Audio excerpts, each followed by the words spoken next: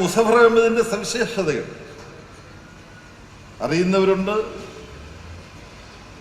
മുസഫർ അഹമ്മദിന്റെ പേരിൽ ഇവിടെ ഈ ഓഫീസ് വന്നതിനെ തുടർന്ന് ആരാണ് ഇദ്ദേഹം എന്ന് നിങ്ങളിൽ വേണ്ടത്ര മനസ്സിലാക്കാത്തവർ ഇനിയുള്ള ദിവസങ്ങളിൽ മനസ്സിലാക്കും എന്ന് ഞാൻ വിചാരിക്കുന്നു. അദ്ദേഹത്തിന്റെ പുസ്തകങ്ങളുണ്ട്. കമ്മ്യൂണിസ്റ്റ് പാർട്ടിയുടെ ചരിത്രത്തെക്കുറിച്ച് മുസഫർ അഹമ്മദ് എഴുതിയ ഒരു ലഘുലേഖ ചിന്ത മലയാളത്തിൽ പ്രസിദ്ധീകരിച്ചിട്ടുണ്ട്. നിങ്ങളുടെ പലരുടെയും ലൈബ്രറിയിൽ ഉണ്ടാവുക. അത്തരം കൃതികളെല്ലാം ശേഖരിച്ച് ഇവിടെ വെക്കണം. മുസഫർ അഹമ്മദ് പിറന്നത് 1889 ഓഗസ്റ്റ് 5-ാം തീയതിയാണ്. ഇത് ഓഗസ്റ്റ് 9 അപ്പൊ ജന്മദിനം കഴിഞ്ഞിട്ടേ ഉള്ളൂ, 4 ദിവസം കഴിഞ്ഞിട്ടേ ഉള്ളൂ. സഖാവ് ജനിച്ചത് ബ്രിട്ടീഷ് ഇന്ത്യയിൽ ചിറ്റഗോങ് ജില്ലയിൽ ഒരു സ്ഥലത്താണ്. അപ്പൊ ചിറ്റഗോങ് ജില്ല എവിടെയാ? ഇപ്പോ ബംഗ്ലാദേശിലാണ്, ഇപ്പോഴത്തെ ബംഗ്ലാദേശിലാണ്. പക്ഷെ സ്വാതന്ത്ര്യത്തിന് ശേഷം അദ്ദേഹം ബംഗ്ലാദേശിലേക്ക് പോയില്ല, ജന്മനാട്ടിലേക്ക് പോയില്ല. ബംഗാളിലെ പാർട്ടി കെട്ടിപ്പടുക്കാൻ വേണ്ടി ഇവിടെ കഴിയുകയാണ് ചെയ്തത്. അതിനിടയ്ക്ക് അന്ന് മെട്രിക്കുലേഷൻ അതിന് പഠിച്ചുകൊണ്ടിരിക്കുമ്പോൾ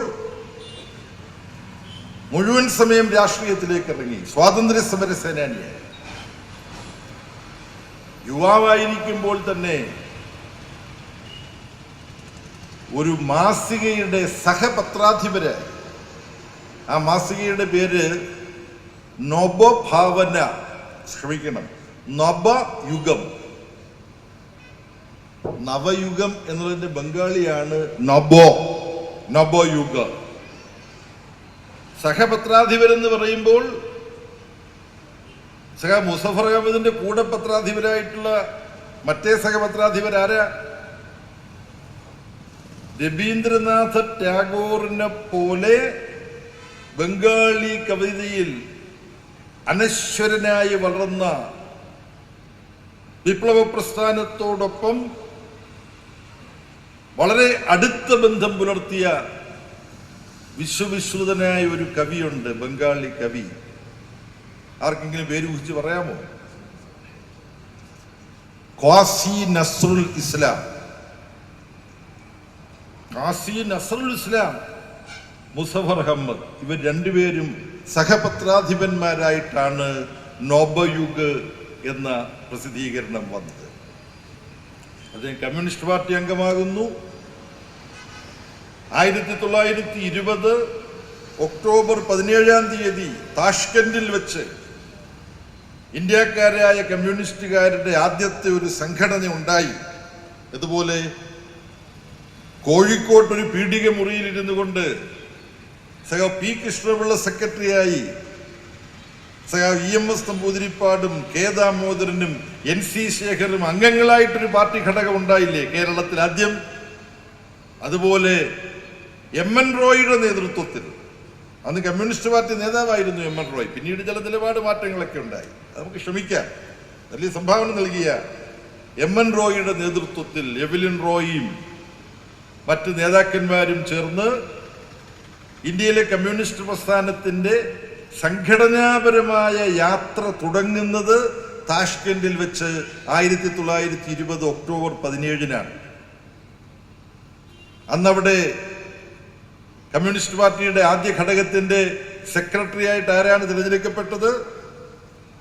മുഹമ്മദ് ഷഫീഖ്. വളരെ അർത്ഥവത്താണ്, മുഹമ്മദ് ഷഫീഖ്. മറ്റു പലരും ഉണ്ടായിരുന്നു, ആചാര്യ, അങ്ങനെ. അതെല്ലാം ചരിത്രത്തിന്റെ ഭാഗമായി നിങ്ങൾക്കറിയാം. അങ്ങനെ കമ്മ്യൂണിസ്റ്റ് പാർട്ടി ഘടകം രൂപവൽക്കരിച്ചു കഴിഞ്ഞപ്പോൾ ആദ്യം മുതൽ ഇന്ത്യയിൽ നാനാ പ്രദേശങ്ങളിൽ, ലാഹോർ അന്ന് ബ്രിട്ടീഷ് ഇന്ത്യയുടെ ഭാഗമാണ്, ലാഹോറിൽ, ചെന്നൈയിൽ, അന്ന് മദ്രാശിയാണ്, മുംബൈയിൽ, അന്ന് ബോംബെയാണ്, SA ഡാംഗെയൊക്കെയാണ് ബോംബെയിൽ അന്ന് കമ്മ്യൂണിസ്റ്റ് പാർട്ടി പ്രവർത്തകർ. ശിങ്കാരവേലു ചെട്ടിയാരാണ് ഇന്നത്തെ ചെന്നൈ, അന്നത്തെ മദ്രാശി. കൽക്കട്ടയിലും ചിറ്റഗോങ്ങിലും മുസഫർ അഹമ്മദാണ് കമ്മ്യൂണിസ്റ്റ് പാർട്ടി ഗ്രൂപ്പിന് നേതൃത്വം കൊടുത്തത്. എന്നിട്ട് 1925 ഡിസംബറിൽ കാൺപൂരിൽ വെച്ച് ഇന്ത്യയുടെ നാനാഭാഗങ്ങളിൽ നിന്നുള്ള കമ്മ്യൂണിസ്റ്റുകാർ ഒരുമിച്ച് ചേർന്ന് ഇന്ത്യയിൽ വെച്ച് ആദ്യം നടന്ന കമ്മ്യൂണിസ്റ്റ് പാർട്ടി സമ്മേളനം, അത് കാൺപൂരില്ല, അതിന്റെ 100ാം വർഷമാണിത്. അതിനെ തുടർന്ന് പാർട്ടി പ്രവർത്തനം ശക്തമായപ്പോൾ ബ്രിട്ടീഷ് സാമ്രാജ്യത്വം പാർട്ടിക്കെതിരായിട്ട് ആഞ്ഞടിച്ചു. എന്നിട്ടാണ് മീററ്റ് ഗൂഢാലോചന കേസും കാൺപൂർ ഗൂഢാലോചന കേസും പേഷവാർ ഗൂഢാലോചന കേസും എന്ന് പറഞ്ഞുകൊണ്ട് പിറന്ന കമ്മ്യൂണിസ്റ്റ് പാർട്ടിയെ പിറന്നപടി കൊന്നുകളയാൻ സാമ്രാജ്യത്വം നീക്കങ്ങൾ നടത്തി, മർദ്ദന നടപടികൾ സ്വീകരിച്ചു.